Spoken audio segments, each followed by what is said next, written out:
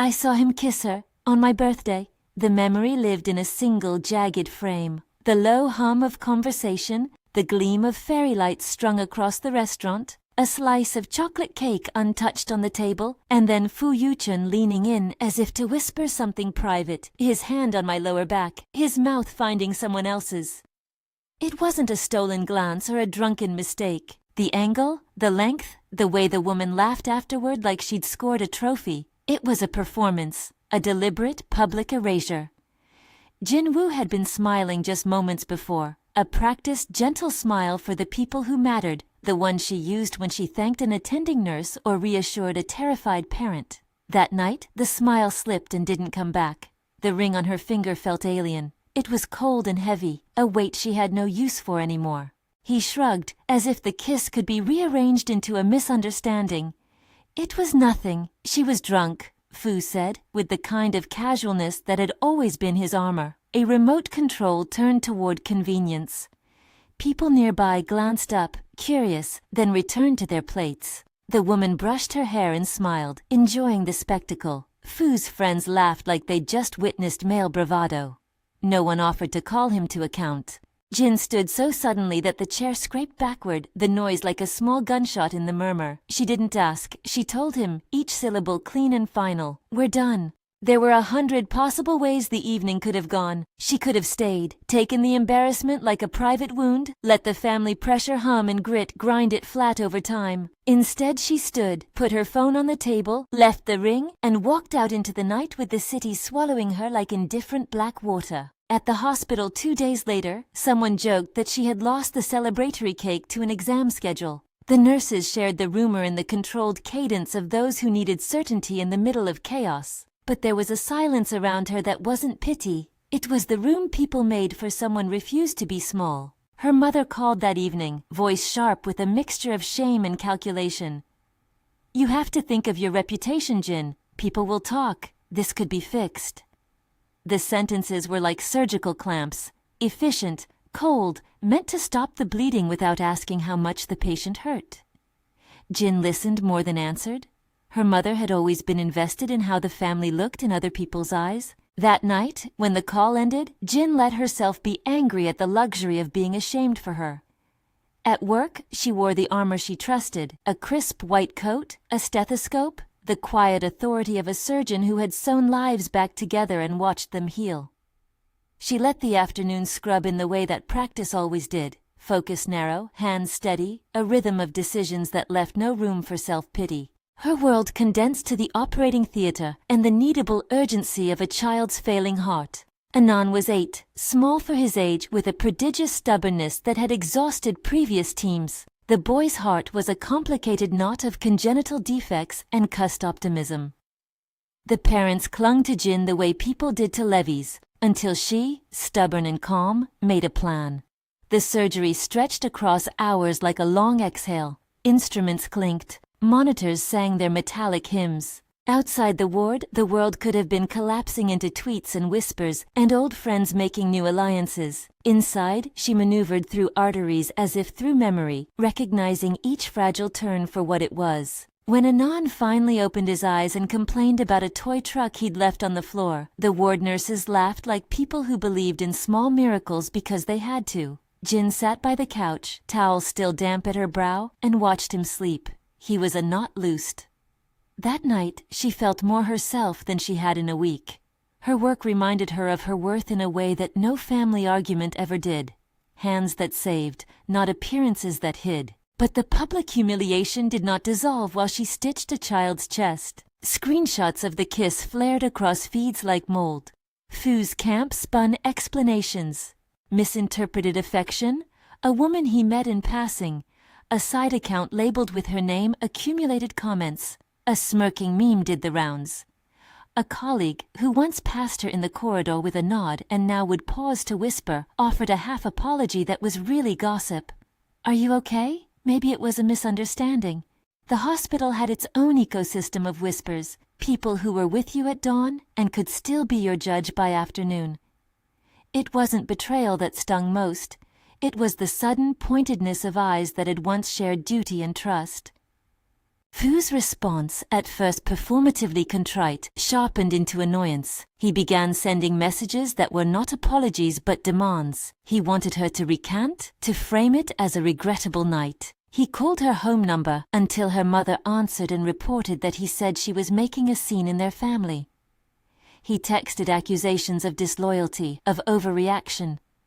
When rebuke soured into threats, thinly veiled promises about the consequences of refusal, she stopped reading. "Things like this don't stay private," said Dao, a senior nurse and one of the few to offer sober, factual counsel. He had a way of looking at her like a fellow worker, not an object of pity. "But you don't have to be dragged into their narrative?" "Don't they get tired?" Jin asked him once, when the rumors felt as layered as surgical gauze. "Of pretending the truth is whatever they want it to be?" Dao shrugged. "People prefer simple stories to messy truth," he said. "You operate on facts, Dr. Jin. Tell the ones that count." And so she did. She kept her hands in the work, her answers concise. Her life shrank to scopes and charts and steri strips. But under each practical decision there was a soft, dangerous pulse, of anger that had not yet been used, of a need to be seen as whole again.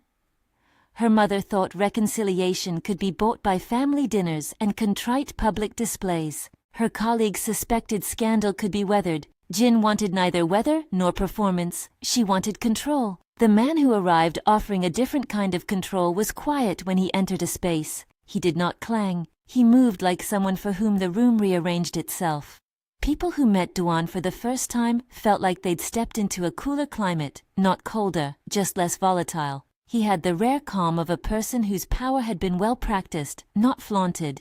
He was President Duan, and even his name suggested careful distance. They had been classmates once, two younger people with ambitions like tinder, striking occasionally a decade ago. Back then, Duan had been the sort of person who scribbled notes in margins and listened more than he spoke. He had watched Jin with the unshakable attention of someone who kept a thing hidden through sheer diligence, without drama, without revealing the ache it cost him. Now he appeared during the worst night of the rumor mill. The Duan matriarch, small and imperious, a woman who believed in statements more than conversation, arrived with the force of family prestige behind her. She did not ask permission to enter the hospital hallway. She declared that she had heard rumors, and that those rumors would either be extinguished or flamed. Her presence alone altered everyone's posture. People shifted, smoothing their uniforms and putting on different faces. Duan's intervention was nothing like a public rescue. He walked up to Jin with an understatedly composed expression and handed a small packet to the nurse who'd been coordinating Anand's care. A rapid arrangements donation for the child's continued rehabilitation.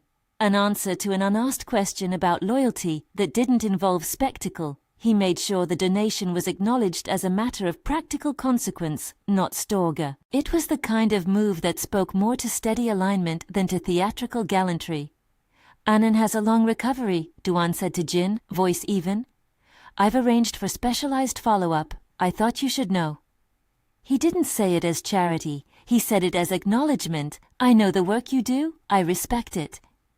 He watched her face as if afraid of breaking the thing he had long kept whole by watching from afar. Little kindnesses followed, the kind that took years to plan and seconds to execute. A box of gummy bears appeared on her desk one morning, their bright colors out of place among instruction manuals and clinical journals. A small purple pearl, nothing ostentatious, simply a bead threaded on a plain thread, arrived slipped under her office door with a note that read, "For luck in the OR." She did not like trinkets. She appreciated intention. The way he offered help felt like diplomacy, measured, patient, persistent. Duan moved like someone who had learned the economy of effect. Grand gestures were rare because he had studied silence and results. When he suggested, calmly and without fanfare, that there were administrative ways to lessen the scandal's immediate damage, statements that could be issued to clarify rumors, private contacts in certain social circles who could keep flames low, she saw that he had been making contingency maps for longer than she suspected. "You don't owe me answers," he said once, standing very close to the threshold of the staff locker room where people changed gowns and tempers. "But if you want to stop this from interfering with your work, there are practical things we can do." He said it as if their arguing were about clinic hours and surgical schedules, not the rawness of betrayal. There was a steadiness to his voice that suggested decades of training and patience. Beneath it, Jin recognized the outline of a devotion that had not been acted on in youth, a long-running file kept safe in the back of someone's heart, dusted in quiet moments. She resisted his first reach. A proposal to neutralize the scandal with statements and favors sounded like the same old apparatus of reputation management she had fought against all her life. Her mother wanted an arrangement, an alliance, a reclamation of social capital. This proposal felt like the same coin. Jin prided herself on being salvific by practice, not by alliances. The thought of accepting help because she couldn't manage her own life made her teeth ache. And yet, there was a pragmatic edge to Duan that suggested he wasn't offering merely to prop up her image. He had respect for her profession, and his way of protecting her often began with protecting that, ensuring a smear could not infect her hospital privileges or the delicate reputation she had built as the youngest chief surgeon at the city center. When one of the junior doctors, a man ambitious enough to mistake rumor for opportunity, suggested in a too-loud conversation that they might review her case for professional lapses, Jin felt a slow, angered frost settle in her chest. Oka's words were thinly veiled attempts to use scandal as a ladder. Duan did not shout Oka down. He simply arranged a quiet conversation with hospital leadership, reminding them of Jin's metrics, years of successful surgeries, peer respect, patient outcomes. He reminded them of Anand too. Not because the child was leverage, but because in measured, incontrovertible facts he could demonstrate what mattered. The hospital's board, for all its whispering, did not want to be caught favoring rumor over record. There was something almost old-fashioned about his method. He did not demand retribution, he placed resources where they were needed, and refused to let rumor take root in the places that mattered. To every small affront, Duan answered with a practical counterweight. Donations for patient care, discreet note to the press office, a lunch with the hospital director where he listened more than he spoke. Each act peeled back the rumor's momentum until the gossip had less oxygen. Fu, predictably, did not respond well. He interpreted any act of protection as an affront to his dominion. He escalated from performative apology to something more raw, a series of public statements that veered between petulant bitterness and public charm. He tried to buy sympathy with social media videos where he claimed heartbreak, and at odd hours he would appear outside hospital doors waiting for her, the smell of perfumed cologne trailing like a threat. Once, in a parking lot beneath sodium lights, he stepped between her and her car and said, "Low and dangerous. You know how this ends if you don't come back." Threat often sounds like an exhausted engine, the same lines, the same posture. Jin would not be coaxed back to the old ease between them, and she felt no heroic need to prove she was unmoved. Instead, she arranged boundaries with the clinical clarity that guided her practice. She reported incidents to hospital security. She avoided places where he might appear for show. The problem, of course, was not being watched. It was how the watching reshaped other people's views. Being observed made her into a narrative, and narratives have a nasty habit of sticking. Duan's hand hovered near, but he did not impose.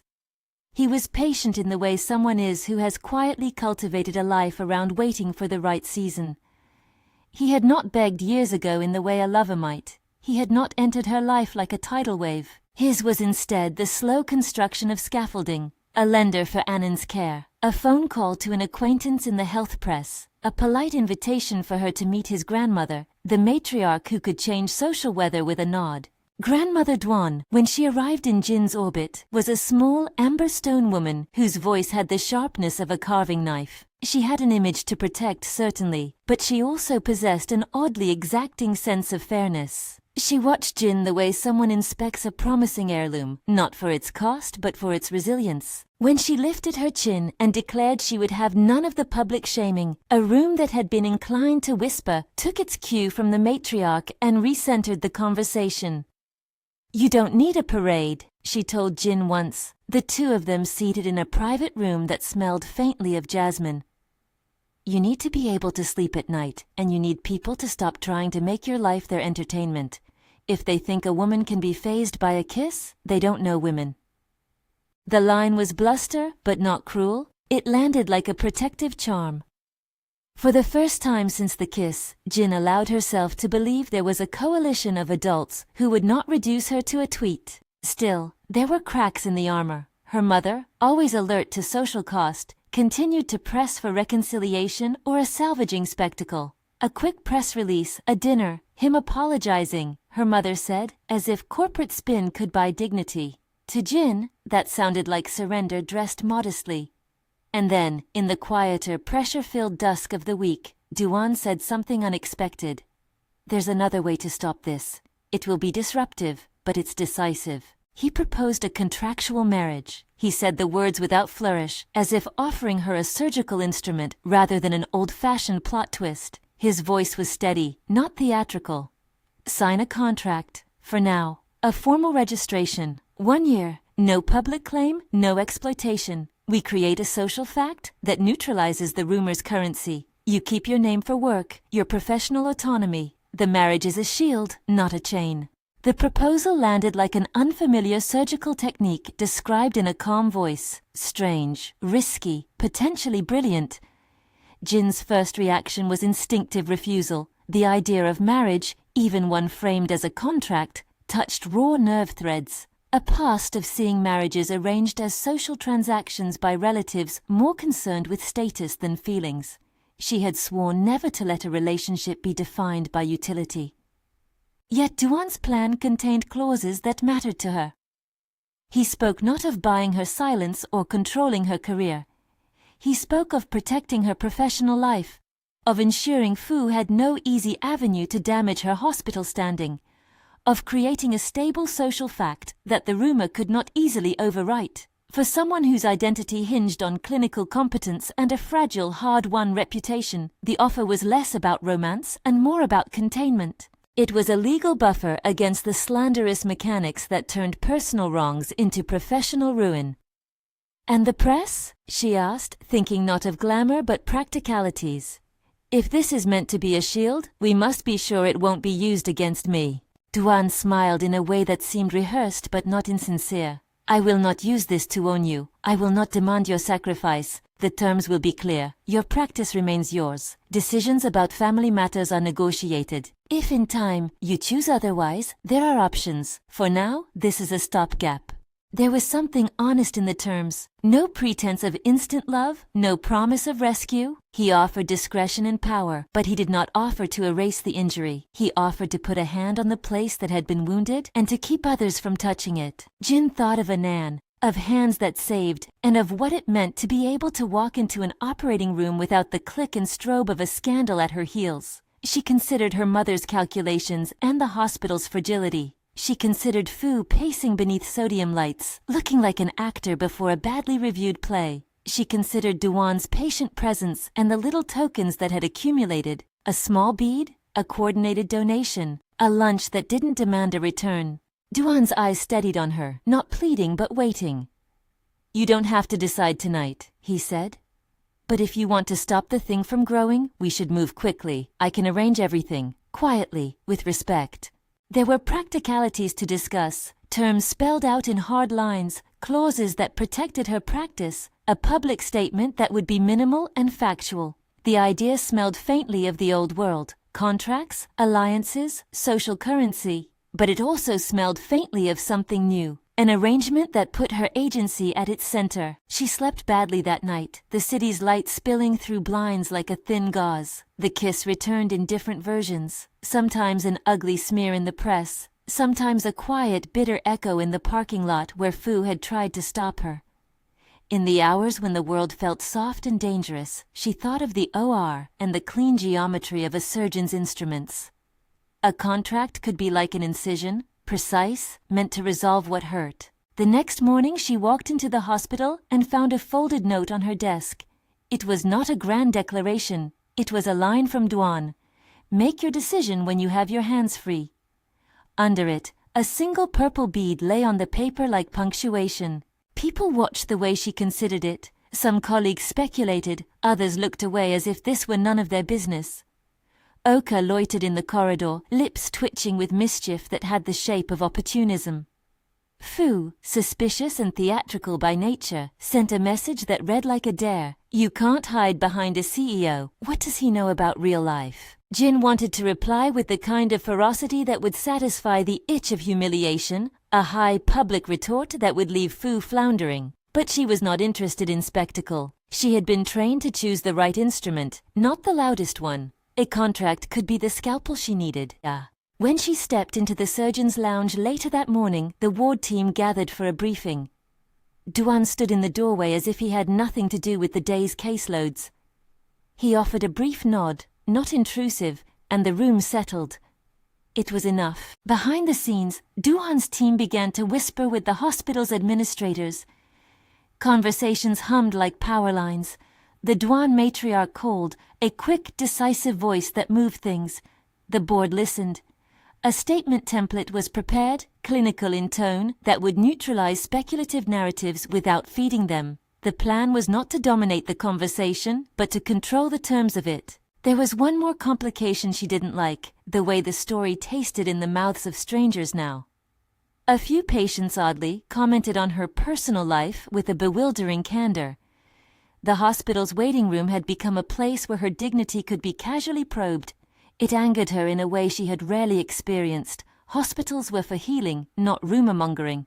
The day grew long, and salvation sometimes. She let herself wonder whether this arrangement would leave her empty or restored. There was a strange, stubborn human instinct to avoid being defined by other people's decisions. Choosing to ally with someone for a year to protect her autonomy felt like bending a rule she had written herself. But the alternative was to watch a rumor eat at her practice until it hollowed her life. At the end of the shift, she walked out to the parking lot, where some nights earlier, Fu had made his threats. The sodium lights hummed. A cool breeze gave the air the smell of rain that had yet to fall. Her phone buzzed with a message from Duan.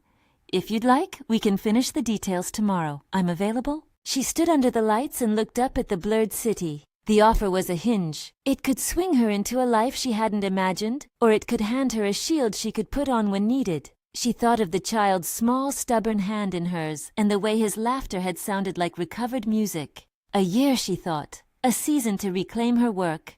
A way to stop being the subject of other people's entertainment. A way to keep her hands free to do their real job. She typed a short reply. Let's talk. Then she slid into the driver's seat and drove home with a straight back and a face that had learned to be unreadable. After she left, Fu watched her car disappear like a man watching a train take his last chance. He didn't see Duan standing at a distance.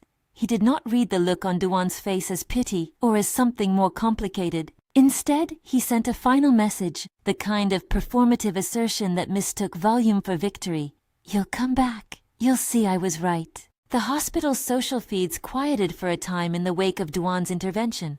The press had other things to chew on. But whispers have momentum. They are storm clouds that only sometimes evaporate. Oka kept making pointed remarks in the lounge, and Fu's friends clucked and tutted on message boards. It felt, for a few days, like the rumor was moving into a watchful holding pattern.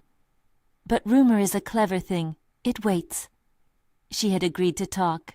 She had not agreed to be owned. When she met Duan the following day in his office space, deliberately private, removed from the public areas where cameras might linger, the world around her contracted to the measured voice of a man who had spent his life negotiating outcomes. He laid out a plan, clauses to protect her practice, a short and deliberate public statement, 0 public displays that could be consumed like gossip, and a legal contract that made the marriage more of a political fact than a romantic one. 1 year, he said simply.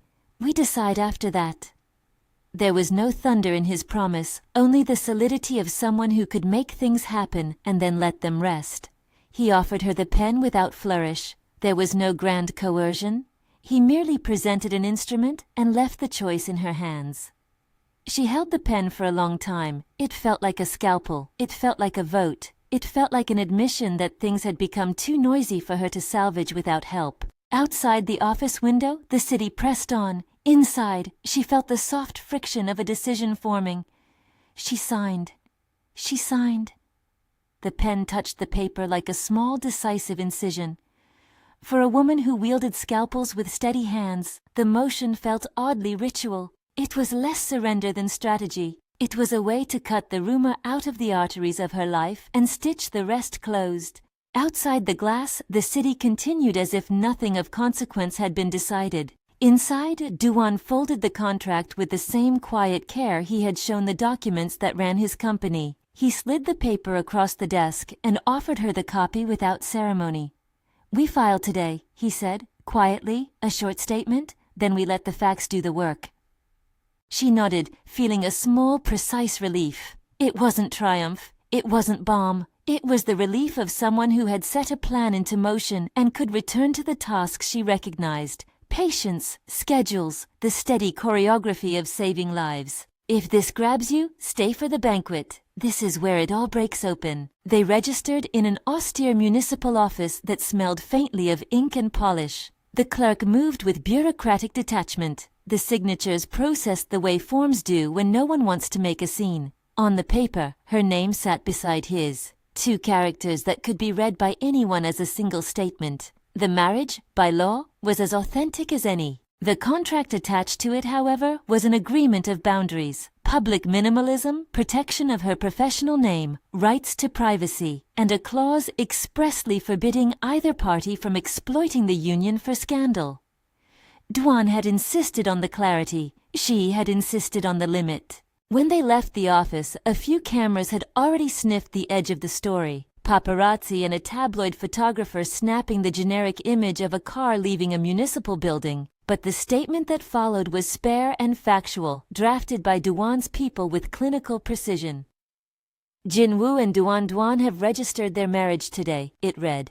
The couple requests privacy as they attend to family matters. That sentence, so small, was a barricade. It did not explain affection, it did not pander to curiosity. It simply set the public terms and refused the rumor a stage. The immediate reaction was predictable. Chatter, speculation, and a surge of interest from accounts that traded in human misfortune.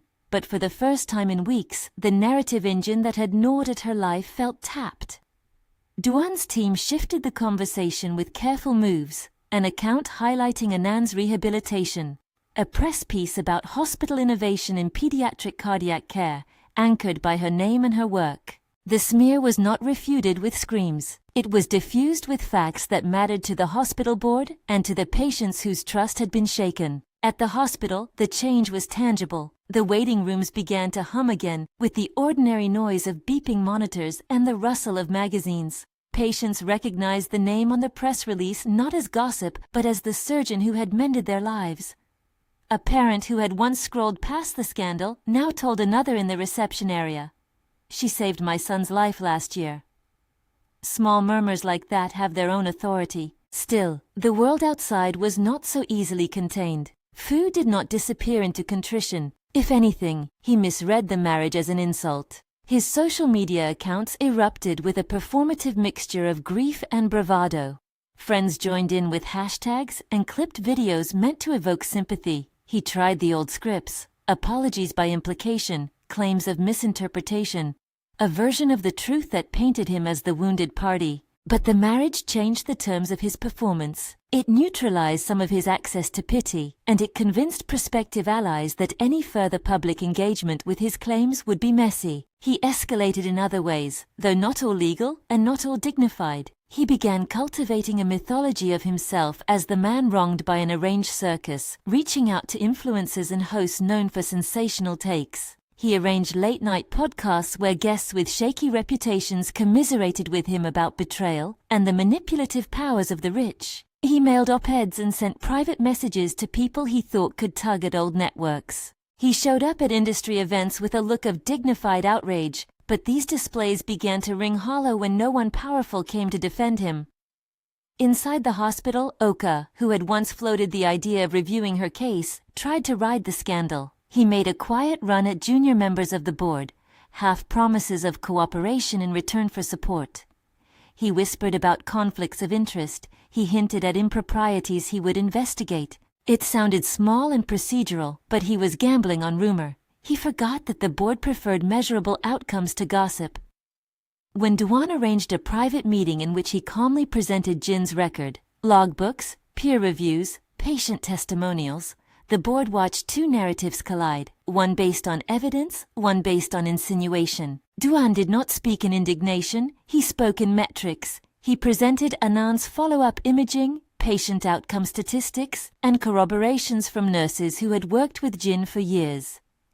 He declared plainly that there would be no kangaroo inquiries based on hearsay. Ok's attempts to leverage the situation collapsed under the weight of aggregated fact. The board reprimanded him for airing rumors and reminded all staff of conduct policies. He slipped back into the staff hierarchy with bruised pride and fewer friends. Fu's campaign had other consequences. The hosts who lent him a sympathetic ear were criticized by their audiences for promoting someone whose actions led to a real person's humiliation. A few brand partners pulled sponsorship from programs that continued to platform him. Business acquaintances who had once exchanged polite dinners with him began to distance themselves. In private messages, people used softer language, unfortunate choices, poor timing. But the subtext was clear. Association carried risk. Where once he had been a man of social invitations and industry toastings, he found doors that had once swung open now shut with an almost imperceptible click. Not all of Fu's misfortunes were public. Behind closed doors, his family began to recalculate. The relatives who saw social alliances as investments recognized that their own networks did not benefit from hosting a man embroiled in spectacle. Subtle withdrawals of support and a cooling of invitations met him. Pride is a currency. Reputation is its exchange. Neck deep in his own attempts to reclaim status, he began to lose the very leverage he thought would sustain him. Meanwhile, the contract marriage produced a strange intimacy born of practical cohabitation. They had agreed on rules, but rules cannot keep people from noticing one another's habits. Duan lived with a discipline that was orderly and quiet. His apartment smelled faintly of citrus and old books. He left neat notes by the coffee machine. He timed the placement of a pair of slippers at the door, as if he anticipated she'd ever stand in bare feet and need them. Jin, who had never wanted trinkets or theatre, found herself keeping a spare set of surgical scrubs in a drawer labeled "for late nights." They settled into routines that looked in from the outside like domesticity, but felt, to both, like the softest kind of armoring. They were not lovers the way people romanticized in books. They were companions against a particular wind. They shared dinners that were quiet and respectful. Duan asked about her cases in the way someone asked about stock reports, calmly, precisely, and with real interest. She found that his questions revealed an attention that had been present for years, the same patience that had kept him watching from the periphery. Occasionally, something more intimate would happen. A hand briefly covering hers over a folder of patient notes, a small unplanned laugh at something only they found funny, a silent acknowledgement of a long complicated past. They slept in the same bedroom sometimes and separately other times. Neither demanded anything more than the other could give. The contract had scaffolding for tears and for dignity. It emphasized her autonomy, allowed her to keep her surname professionally, and forbade public spectacle. It also created a private space in which she could grieve and heal without being molested by rumor. Her mother, predictably, remained skeptical and sometimes outright critical. "It's a stage," she would say on the phone. "You mustn't let them own you." Jin would answer with measured facts about legal clauses, about protections, about the hospital board's statements. She refused to be drawn into an argument with the one person who interpreted marriage as barter. Her decision was hers, and she lived it with the same professional clarity she brought to the OR. Work became the great stabilizer. Surgeries continued, patients lined up. Duan, unlike many in his position, did not ask her to retire into a social sphere. One late night, when the city had the hush of someone catching its breath, she was called into an emergency, a multi-trauma case after a collision. The team moved like trained machinery. For Jin, that theater was its own kind of truth. She stepped under the lights, scrubbed, and found her center as she always did. The patient survived. Post-op, as she documented notes, a nurse pressed a phone into her hand with a patient's parent calling to express gratitude. The gratitude landed differently now. It was not commentary on her personal life, but a direct recognition of her skill. Annan's recovery became an emblem in the hospital's quiet corridors. The boy returned for follow-ups and school visits. He came with a toy truck in hand and demanded that Jin sign its underside with the meticulous attention of a child who had been born again into small things. The hospital staff loved those visits. For Jin, Anand's laugh was a counterpoint to the viral clip that had once made her world tremble. Then Fu made his final clumsy attempt to reclaim a public stage. It was an invitation to a charity gala sponsored by a consortium of businesses in the city, a glittering affair where social alliances were cemented and where reputations could be polished. Duan's family had been scheduled to host part of the evening. The Duan matriarch, Grandma Duan, loved a well-ordered public. Fu, desperate for oxygen and recognition, regarded the gala as a battlefield. He arrived in a suit that was too tight and a smile that had stopped being sincere. He planned to stand in a place where cameras would find him and repeat his old story one last time, that Jin had made a mistake and that he was a wounded man. The evening was arranged with crystalline elegance, glass towers of light, string quartets that played in gentle waves, and tables that sat like islands of conversation. The Duan family's presence gave the event an undertow of status. People came to see and be seen. The first part of the night passed under a canopy of polite toasts. Jin watched from a small table near the stage, looking every inch the surgeon who had chosen practice over spectacle. She had opted for a dress that was clean in its lines, no excess, no glittering defense. Beside her, Duan wore a neutral expression that masked the tension he felt. He had known Fu was likely to attend. He had also insisted that they not make the night about confrontation. His plan, minimal and decisive, was to let truth move in its own time. Fu made his move late in the evening, when the crowd had loosened and the cameras leaned toward drama. He stood and, with the penchant of someone who had rehearsed outrage, raised his glass and declared himself a man wronged. He spoke of betrayal and dignity in a way that demanded sympathy. The microphone in front of him amplified a voice that had been used to commanding rooms. Tonight it called for mercy. For a few seconds the room teetered. Gossip is a contagious thing. The camera angles flicked. But Duan, as if predicting the moment, had arranged the guests with the subtlety of a chess player. He rose in a quiet command and walked to the stage. There was no theatrics in his movement, only purpose. He did not shout into Fu's tirade. He did something sharper. He took the microphone and spoke, simply and unadorned. "This isn't the moment for a show," he said. "It is, however, a moment to be honest." He then told a story, a calm, deliberate recounting of the last months, framed not as accusation but as chronology. He referenced dates and statements that could be verified. He did not invent, he presented the verified, a record of messages seeking reconciliation, the pattern of appearances, witnesses who had seen Fu's attempts at spectacle. He described the campaign of sympathy Fu had tried to orchestrate, the tape of a late-night call where Fu refused to admit wrongdoing and instead blamed public misperception. Duan did not offer inflammatory evidence. He offered context that made spectacle look like what it was, an act. 10 years ago, Duan continued, lowering his voice in a way that commanded attention, I watched Jin for a long time, not in a way that objectifies her, but in a way that respects what she is. A surgeon, a person whose life is not appropriate for tabloid entertainment. What has happened in these last months is not a lover's quarrel. It is an attempt to make a career collateral damage. The room listened. The cameras found his face, the face of a man whose calm had the power to reshape the narrative. He then did something riskier and more personal. He spoke of his long-standing admiration. I have felt affection for Jin since we were young, he said. Not the performative sort that demands revenge or spectacle, but a steady respect that does not seek to possess her. I married her to provide a fact that protects her practice, not to own her. There was a delicate power in this confession. It was not a plea. It was a claim that belonged to integrity rather than conquest. The Duan matriarch rose then, like a small flame against a night of rumor. She spoke with a voice that cut and warmed simultaneously. This woman is not an ornament, Grandma Duan said. She is a professional. She will be treated as such. Her glance swept the room. We will not let the gossip of men dictate her work. A ripple moved through the assembly. Allies who had once hesitated now leaned forward.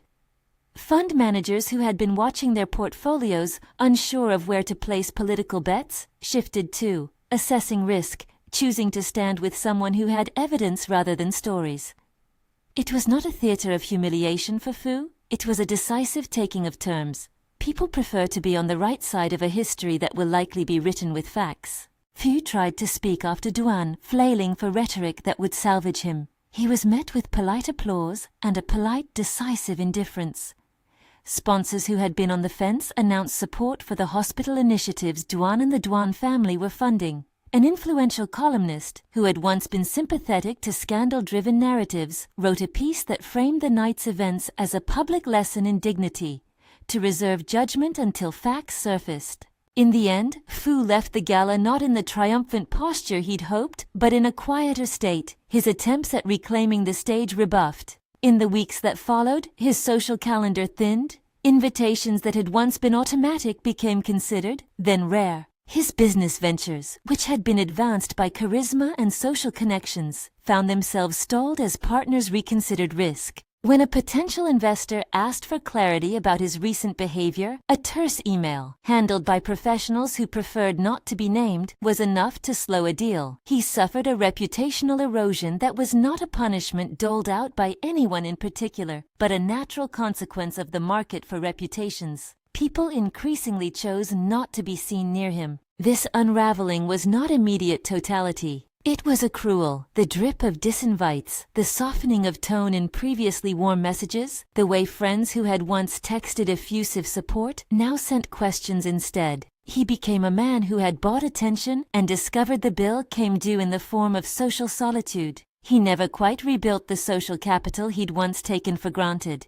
In that sense, reputational, social, and ultimately romantic, he never recovered. For Jin, the banquet was not a triumph of vengeance. She had not wanted an audience for the moment she could have delivered a devastating line. The victory, quiet and factual, reaffirmed a truth she had carried inside her. Competence outlasts spectacle. She continued to operate and to teach. Undergraduate students sought her lectures because she spoke plainly. Patients trusted her because she guided them through the anatomy of fear with competent hands and honest words. There were inevitably awkward moments. A nurse who had once whispered with hesitation now greeted her with a new respect, sometimes dotted with lingering curiosity. Her mother, after an initial period of adjustment, began to soften in ways that did not always translate to genuine apology, but which did create a more manageable relationship. Family dinners toned down. The sharpness of her mother's commentary dulled into something more cautious. Jin learned to set boundaries with an authority that owed as much to her surgical certainty as to the legal protections of the contract she had signed. The contract, originally a shield, became a real marriage in small movements. They did not rush toward dramatic confessions, they grew into mutual reliance. Duan, who had always loved from the side, began to reveal more than gestures and gifts. One evening, with the city turning amber in the window, he gave her a box he'd kept for years. Letters he had written and never sent, each one an observation of her. Her steadiness in the face of crisis, the way her fingers moved when she tied a suture, the way she laughed when a resident cracked a terrible joke in the OR. The letters were a map of a decade of quiet attention. He did not expect them to demand reciprocation. He offered them as acknowledgement. She read them slowly. In the sentences, she found a portrait of a man who had loved with restraint rather than display. There was an intimacy in that restraint that felt, over time, like gentle tending. It did not erase the hurt of what Fu had done. It did not erase the months of rumor, but it changed how healing looked for her. Less a dramatic rebound, and more a gradual rebuilding. They practiced ordinary things together. Duan supported a scholarship in Jin's name for young surgeons from less privileged backgrounds, a move that was more important to her than any gala statement. They hosted a small private dinner for Annan and his family after his final follow-up, a quiet celebration of a life steadying itself again. The Duan matriarch, who kept a sharp eye on propriety, visited the hospital often thereafter, sitting in the waiting room and telling stories to nurses who enjoyed her attention. It was a subtle reweaving of networks, less about power and more about the rightness of someone being acknowledged for what they did. Fu tried later attempts at reconciliation, a message, an awkwardly phrased public apology, a dinner offer meant to show vulnerability, but these gestures no longer carried weight. When he approached mutual friends, he found most had moved on. The doors that once opened for him did so with less warmth. Some days he would find his name absent from guest lists.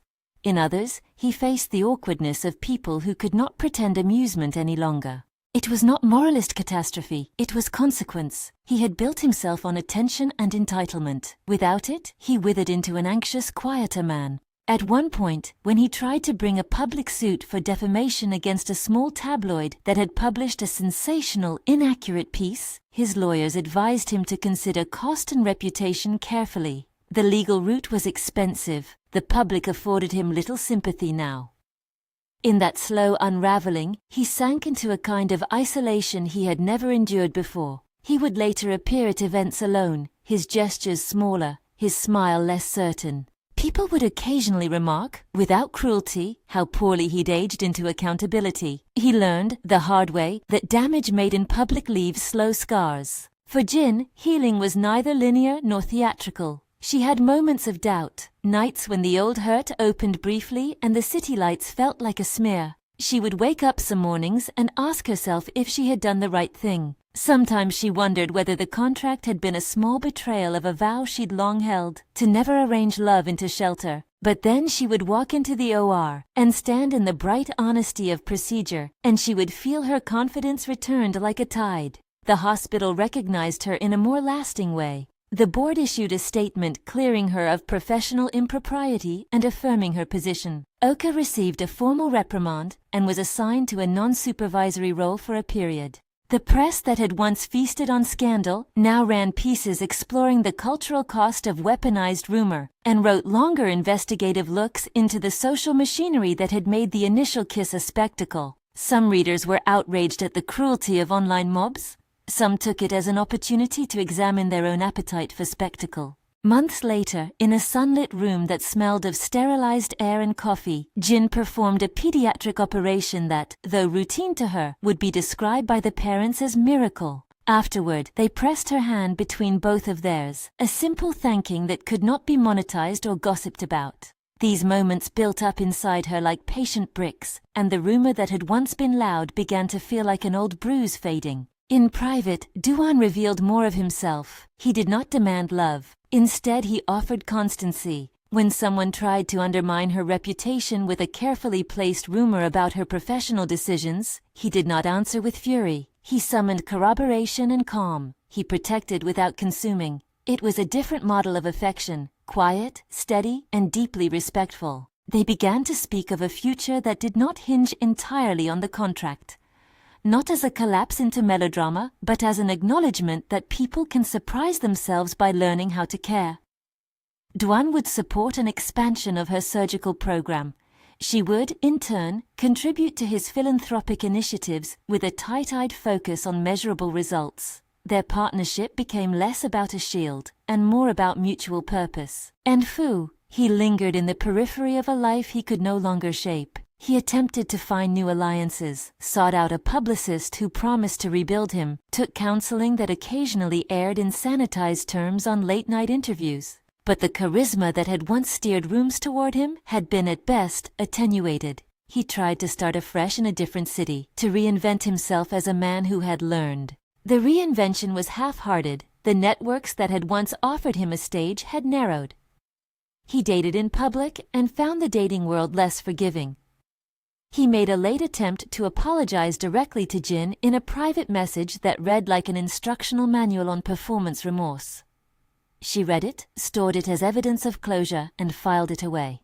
He never recovered, people would say, and what they meant was not physical harm but the slow depletion of his social capital, the loss of warm invitations, the thinning of sympathetic commentary. His life continued, but with fewer of the spoils he had once assumed were his by right. The months settled into a new rhythm. Jin continued to teach, to operate, to take the calls of parents who wanted answers rather than headlines. Duan remained as a partner who arranged for books to be donated to surgical training programs and who accompanied her to hospital events when she wanted him there, not as a shield, but as companionship. The Duan matriarch kept an eye on the hospital charitable efforts and became an unofficial patron of the unit Jin led. The relationship between Jin and her mother softened into a practical truce that allowed for occasional dinners without public drama. One evening, nearly a year after that first devastating birthday, Duan surprised her with an unassuming plan. He had arranged for an evening in a small rooftop garden that overlooked the city she loved. Streets she walked in scrubs, lights she had watched from ambulances, roofs where she had once walked alone. There were paper lanterns and a table with 2 plates. He had not invited a camera, he had not staged a confession, he simply made a decision. They ate quietly, both of them aware of how much noise the world could make around the private choices of people. When the city sounded like a breathing thing, he turned to her and said, "I did what I thought was right. The rest?"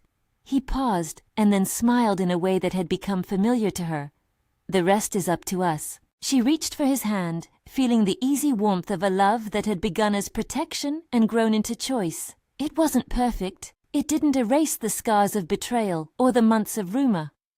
But it gave them a future in which they both kept their names, their work, and their dignity. In the years that followed, Jin's career flowered in a way that owed nothing to the marriage and everything to her skill. She expanded programs for young surgeons, mentored physicians from backgrounds like her own, and built a reputation as someone whose work could not be co-opted by gossip. The hospital trust she established with Duan's philanthropy funded outreach clinics that reached neighborhoods with sparse access to specialized care. Anand became a symbol of possibility, a child who remembered the surgeon's soft, certain touch. Fu drifted into a quieter life. He launched a small consultancy that never matched the social heights he'd imagined. He dated sporadically. He attended an industry event now and then, but he no longer moved rooms. He had warmth in his life, family in small measure, and a job that paid. But he was a man who had learned, sometimes harshly, that charisma without accountability is a brittle thing. He survived. He did not thrive in the way he once assumed was owed to him. On a rainy morning 5 years from the night she left the restaurant, Jin clipped a small article into a file she kept of oddities, pieces of press that had once tried to define her. The clipping chronicled a retrospective of celebrity culture and how certain viral moments had ruined reputations. The article mentioned him briefly as a man who had faded from the center of conversation. She read it and set it aside, feeling no glee. There was only the soft knowledge that truth, when tended with care, has a longer memory than outrage. They celebrated small victories now. A successful residency graduate who wrote to thank Jin for demanding excellence. A child patient who came back to say hello with a toy truck that needed a new wheel. An article that shed light on patient-centered practices. These were the trophies that mattered to her. She sometimes thought of that birthday, of the taste of cake abandoned on a plate and the coldness of the ring. She thought about the exactness of the kiss, the angle, the length, the way it had been performed, and she felt an odd gratitude. It had clarified what she would not become. It had forced a decision that she had not wanted, and out of necessity she had built something steadier than spectacle. One evening, as she left the hospital after a long shift, she looked at her phone and saw a message from Duan. "Dinner?" She smiled, thinking of the quiet rooftop, the letters, the hospital's waiting rooms, of the child who had laughed like recovered music. She typed back, "Yes, bring those awful jokes the residents keep telling you." He answered with a laughing emoji and a simple line, "Always." They walked into a life that kept work at its center and made room for tenderness. The contract that had begun as shield softened into a marriage neither had expected and both respected. It gave her back her name, her hands, and the right to sleep without the hum of rumor. It did not entirely close the past, but it rendered the past a fact that had been incorporated into what she did next. As for him, the man who had kissed another woman on her birthday, his claim dissolved into the kind of quiet that comes when people choose not to be defined by the mistakes of their youth. The world moved on without him in it. He never recovered the effortless social certainty he had once wielded. He learned instead to make peace in smaller circles, to accept that consequences exist, and to live with the knowledge that some doors close quietly and do not reopen. Jin left that night, walked out of a restaurant that had tried to make her into entertainment, signed papers that kept her hands free to do what she did best, and married a man who protected her with patience rather than pride. That was the arc of her life, the rupture, the pragmatic choice, the guarded tenderness that bloomed without spectacle. He never recovered, not in the ways he might have hoped, and she never needed him to. If you enjoyed this story, like and subscribe for more real-to-life transformations that start with a single decisive choice.